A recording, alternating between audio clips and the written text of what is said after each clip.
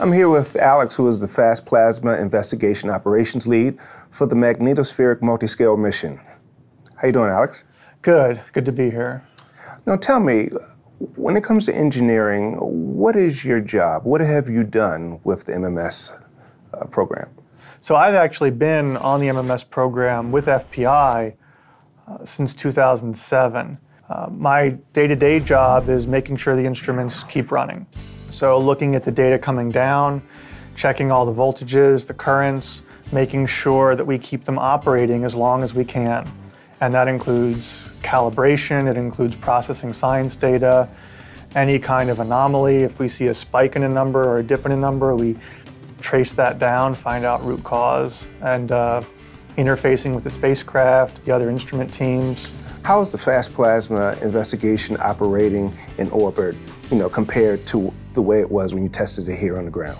It is almost exactly the same.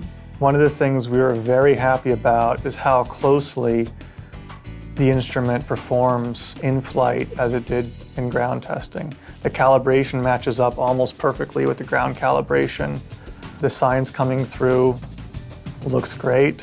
We did an unprecedented amount of simulation, testing, everything we could on the ground to ensure that we'd have a good run in flight, and so far that's been the case. While the spacecraft are flying, you're trying to take a picture in time of what's happening. How do you do that and keep those spacecraft calibrated to do it the way you want it? This is one of the hardest things that FPI has to do.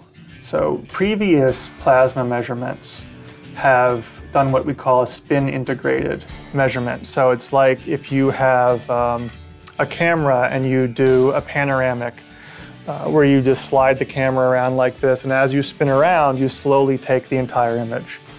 And that takes 5 seconds. On FPI, we need to capture the entire sky in 30 milliseconds, so 100 times faster than any previous mission. So we actually have 32 cameras, if you want to call them cameras, simultaneously capturing data. And we need to stitch all of those together into one set of images. And that's the hardest part of this calibration, is making sure when you put all these things together, there's no discontinuity, there's no offset. Everything looks perfectly smooth when you look at the data at the end of the day. The orbit of MMS in this phase is just shy of 24 hours. 12 hours of that are prime science, what we call the region of interest.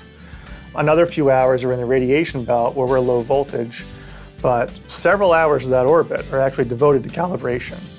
So we have several different calibration activities we do, and each one looks at a different thing.